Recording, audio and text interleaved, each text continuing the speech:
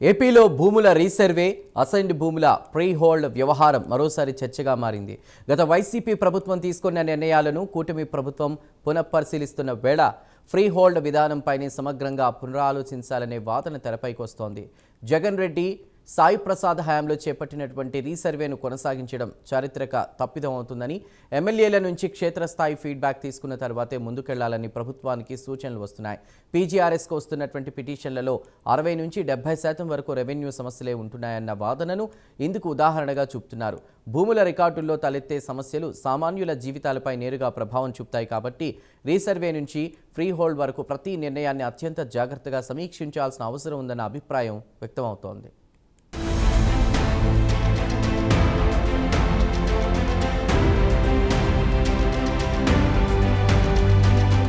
అసలు ఈ free hold వివాదానికి మూలం 2023లో వైసీపీ ప్రభుత్వం తీసుకున్న నిర్ణయం. అసైన్ లేదా డీకేటీ భూములు పొంది 20 ఏళ్లు పూర్తయిన వారికి ఆ భూములపై పూర్తి హక్కులు కల్పించేలా 1977 అసైన్ భూముల చట్టానికి సవరణ చేసింది. సాధారణంగా అసైన్ భూముల బదలాయింపుపై పరిమితులుంటాయి. నిర్ణీత అర్హతలు పూర్తి చేసిన భూములను 22A నిషేధిత జాబితా నుంచి తొలగించి పూర్తి యాజమాన్య హక్కులు కల్పించే ప్రక్రియనే ఫ్రీ హోల్డ్.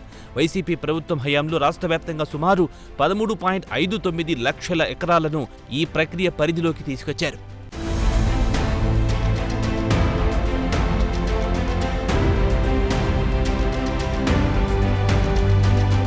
ఇక్కడి నుంచే రాజకీయ వివాదం మొదలగింది. ఈ ఫ్రీ హోల్డ్ నిర్ణయం పేద అసైన్ రైతులకు హక్కులు కల్పించేందుకా, లేక విలువైన భూములు ఇతరుల చేతుల్లోకి వెళ్లేందుకు మార్గం సుగమం చేసిందా అనే చర్చ మొదలైంది. అప్పట్లో ప్రతిపక్షంలో ఉన్న టీడీపీ తీవ్ర ఆరోపణలు చేసింది. ప్రభుత్వ నిర్ణయం అధికారికంగా అమల్లోకి రావడానికి ముందే కొందరు వైసీపీ నాయకులు, వారికి సన్నిహితులు పేదల నుంచి అసైన్ భూములను తక్కువ ధరకు కొనుగోలు చేశారని, తర్వాత వాటికి ఫ్రీ హోల్డ్ పరిధిలో తీసుకొచ్చి భారీగా లబ్ధి పొందారని ఆరోపించింది. ముఖ్యంగా విశాఖపట్నం, తిరుపతి, గుంటూరు, విజయవాడ, నెల్లూరు వంటి ప్రాంతాల్లో ఎకరం కోట్లు పలికే భూముల విషయంలో ఈ ఆరోపణలు మరింత తీవ్రంగా వినిపించాయి.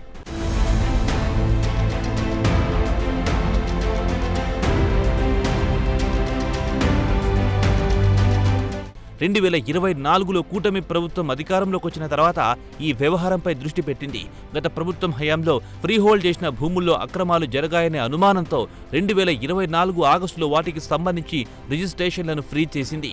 జిల్లా స్థాయి కమిటీలను ఏర్పాటు చేసి రికార్డులను పరిశీలన చేపట్టింది. ఫ్రీ హోల్డ్కు అర్హత ఉందా, అసైన్మెంట్ జరిగి 20 ఏళ్లు పూర్తయ్యాయా, భూమి స్వభావం ఏంటి, ప్రభుత్వం పోరంబోకు భూములు ఇందులో కలిశాయా, కోర్టు వివాదాల్లో ఉన్న భూములను కూడా జాబితాలో చేర్చారా అనే అంశాలపై పరిశీలన సాగింది.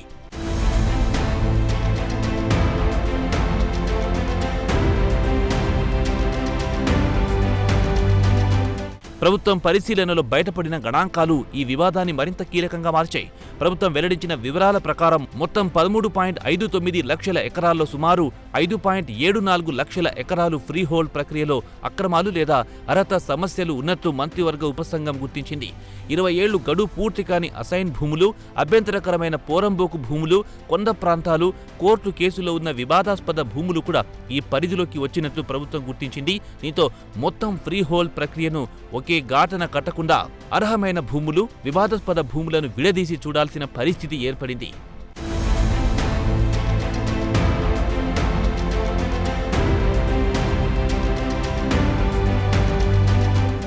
ఈ క్రమంలోనే ఈ ఏడాది ఫిబ్రవరిలో కేబినెట్ సబ్ కమిటీ నిర్ణయం మేరకు కీలక పరిణామం చోటు చేసుకుంది. పరిశీలనలో ఎలాంటి వివాదాలు, అక్రమాలు లేవని తేలిన సుమారు 7.85 లక్షల ఎకరాలకు ప్రభుత్వం ఆంక్షల నుంచి విముక్తి కల్పించింది. అంటే గతంలో ఫ్రీ హోల్డ్ అయిన మొత్తం 13.59 లక్షల ఎకరాలను తప్పుగా నిర్ధారించలేదు. పరిశీలనలో క్లీన్గా తేలిన భూములకు మార్గం సుగమం చేస్తూనే అనుమానాలున్న 5.74 లక్షల ఎకరాల విషయంలో మరింత జాగ్రత్తగా వ్యవహరిస్తున్నట్టు ప్రభుత్వ చర్యలు సూచిస్తున్నాయి. ఈ అంశమే ప్రస్తుతం చర్చలో అత్యంత కీలకం.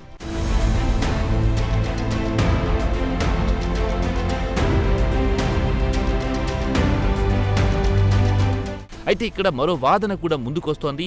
గత ప్రభుత్వం ఫ్రీ హోల్డ్ విధానంలో అక్రమాలు జరగాయని భావిస్తే ప్రస్తుతం అదే తరహా ప్రక్రియను కొనసాగించే ముందు రాష్ట్రంలోని ప్రభుత్వ భూములపై పూర్తి లెక్క ప్రజల ముందుంచాలనే డిమాండ్ వినిపిస్తోంది. ప్రభుత్వం వద్ద మొత్తం ఎంత ల్యాండ్ బ్యాంక్ ఉంది, ఏ జిల్లాలో ఎంత ప్రభుత్వ భూమి ఉంది, అందులో సాగుకు అనువైన భూమి ఎంత, ఇప్పటికే అసైన్ చేసిన భూమి ఎంత అనే అంశాలతో శ్వేతపత్రం విడుదల చేయాలనే సూచన వస్తోంది.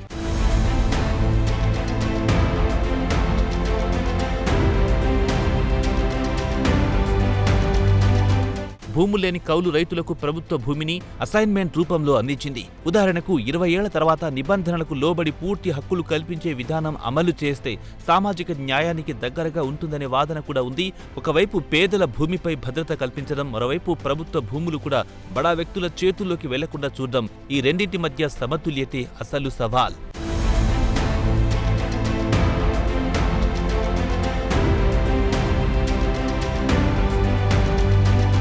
గత ప్రభుత్వంలోని అధికారులు అజయ్ కల్లాం, జవహర్ రెడ్డి, ధనుంజయ్ రెడ్డి అప్పటి సీసీఎల్ఏ స్థాయి తీసుకున్న నిర్ణయాలపైన విమర్శలు వ్యక్తమయ్యాయి. రాజకీయ ఆరోపణలు ఒకవైపు ఉంటే ఏ ఫైల్పై ఎవరు ఏ నిర్ణయం తీసుకున్నారు, దానివల్ల ఎవరికి ప్రయోజనం కలిగింది, నిబంధనలకు విరుద్ధంగా ఎంత భూమి బదిలీ అయ్యిందనేదే పరిపాలన పరంగా తేలాల్సిన అసలు విషయం.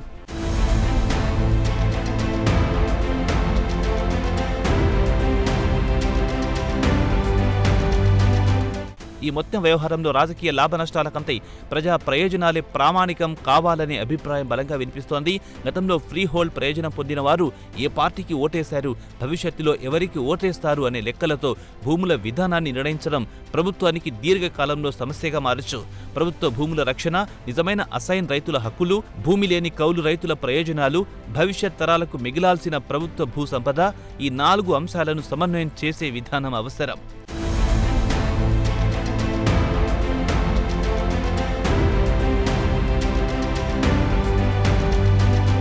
అందుకే రీసర్వే నుంచి ఫ్రీ హోల్డ్ వరకు ప్రభుత్వం తీసుకునే ప్రతి నిర్ణయానికి పారదర్శకత కీలకం.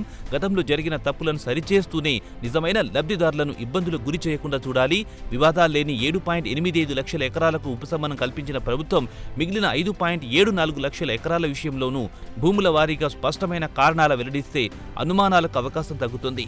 రాష్ట్ర భూములపై సమగ్ర శ్వేతపత్రం, రీసర్వే, క్షేత్రస్థాయి సమీక్ష, ఫ్రీ హోల్డ్కు స్పష్టమైన అర్హత ప్రమాణాలు, అక్రమాలపై బాధ్యులపై చర్యలు ఇవన్నీ కలిసినప్పుడే ఈ వివాదానికి శాశ్వత పరిష్కారం దొరికే అవకాశం ఉంటుంది.